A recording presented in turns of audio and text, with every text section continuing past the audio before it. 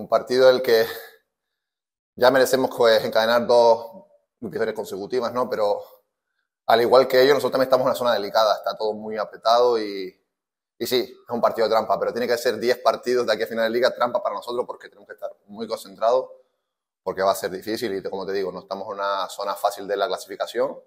y la realidad es la que es, así que no podemos bajar el pistón y ir a por los 3 puntos como agua de mayo. Con la llegada del mercado de invierno pues se han reforzado bien, han ido encadenando esas victorias que pues le van dando como ese plus para poder alcanzar esa salvación, que es el objetivo. Y sí, vienen del campo del Hércules, de haber hecho pues un gran partido ganando en los últimos minutos.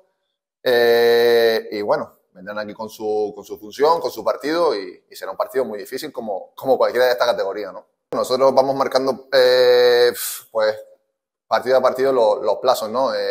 Como te digo, estamos en una situación que no es fácil, seguimos estando en una situación delicada porque todo está muy apretado y vemos que jornada tras jornada pues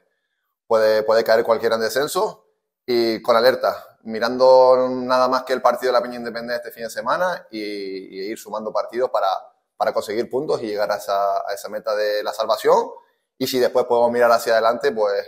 mucho que mejor. La verdad es que me encuentro bien, físicamente me encuentro bien en el campo, más allá que a veces los resultados no se dan, pero sí, me encuentro bien, sobre todo para ayudar al equipo, ¿no? Más allá de que pueda tener mejores cifras que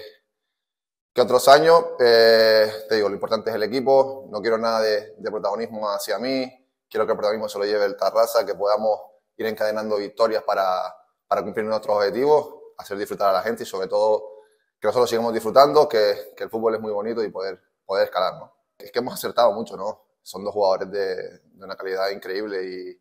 y cuando el equipo necesita un impulso en esos minutos que vas guerreando cuesta arriba ya porque las piernas cansan, que haya soltura, que haya frescura, pues hace que estés más arropado, que estés más centrado en tu tarea, en más que hacer otras tareas en el campo y eso la verdad que sí, facilita mucho porque son jugadores de gran calidad.